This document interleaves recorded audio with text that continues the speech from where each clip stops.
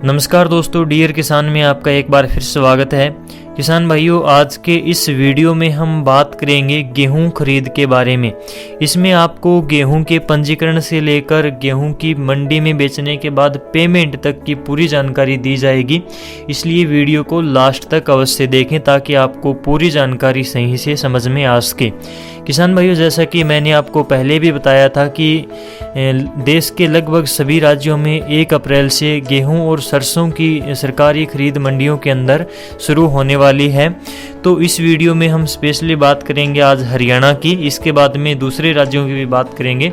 तो इस वीडियो में केवल हरियाणा की ही बात होगी। तो 1 अप्रैल से हरियाणा में गेहूं और सरसों की खरीद शुरू होने वाली है मंडियों में। मंडी में फसल लाने के लिए किसानों को कल से मैसेज मिलने स्टार्ट हो जाएंगे, यानी कि किसानों ने गेहूं का पंजीकरण करवाते समय या फिर सरसों का पंजीकरण करवाते समय जो अपना मोबाइल वहां पर दिया था, मोबाइल नंबर जो रजिस्टर्ड है आपका, उसके ऊपर आपको एक मैसेज मिलेगा जिसके अंदर आपको बाकायदा बताया जाएगा कि आपको मंडी के अंदर इतनी क्विंटल गेहूं आपको लेकर आनी है, आपको सुबह आना है या फिर शाम को, इसकी भी जानकारी मैसेज के अंदर दी जाएगी। तो ये आपको मैसेज कल यानी कि 26 मार्च 2021 से मिलने स्टार्ट हो जाएंगे। हरियाणा में यदि बात करें तो 392 मंडियां बनाई गई हैं जिनमें गेहूं की खरीद होनी है और कुल 81 लाख टन गेहूं की खरीद होगी हरियाणा में। 8 लाख किसानों ने पोर्टल के ऊपर आवेदन किया हुआ है, यानी कि जो मेरी फसल मेरा ब्यौरा हरियाणा सरकार का पोर्टल है उसके ऊपर किसानों ने जो है कुल मिलाकर 8 लाख किसानों ने अपना रजिस्ट्रेशन करवाया हुआ है फसल बेचने के लिए। और जिन किसानों ने अपना रजिस्ट्रेशन नहीं करवाया है तो उनको लास्ट में मौका दिया जाएगा या फिर नहीं, इसके ऊपर अभी कोई चर्चा नहीं हुई है, इसके ऊपर अभी कोई मैसेज सरकार की तरफ से या फिर अधिकारियों की तरफ से नहीं आया है। यदि इसके ऊपर कोई संदेश आता है, कोई सूचना आती है तो हम आपको अवश्य सूचित करेंगे। तो चलिए बात करते हैं कि अनाज मंडी में आपको फसल कब लेकर जानी है और पेमेंट आपको कब किस प्रकार से मिलेगी, इसके ऊपर कंप्लीट हम थोड़ी सी विस्तार से जान लेते हैं।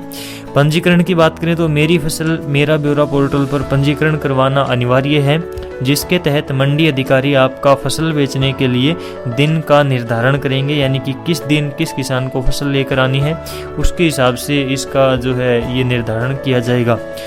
इसके बाद में मैसेज आपको किस प्रकार से मिलेगा, तो इसके बाद विभाग की ओर से फसल मंडी में लाने के लिए रजिस्टर्ड मोबाइल नंबर के ऊपर मैसेज भेजे जाएंगे, जैसा कि मैंने आपको पहले भी बताया।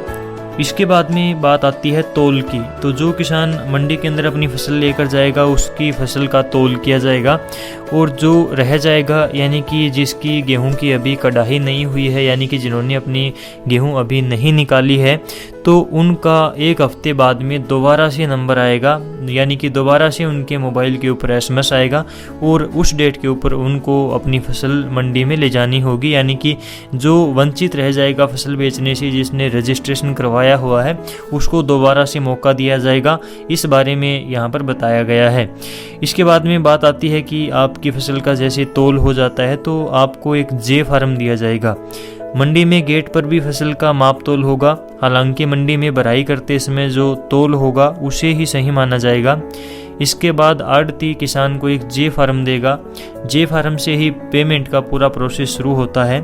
पेमेंट की बात करें तो जिन किसानों ने सीधे अपने खाते में पेमेंट के लिए आवेदन किया है, यानी कि मेरी फसल मेरा ब्यौरा पोर्टल के ऊपर रजिस्ट्रेशन करते समय ये एक ऑप्शन आता है कि आप अपनी फसल की पेमेंट अपने खाते में लेना चाहते हैं डायरेक्ट या फिर आढ़ती के थ्रू लेना चाहते हैं। तो जैसा कि आपने चुनाव किया है उसी प्रकार से आपका पेमेंट का भुगतान किया जाएगा।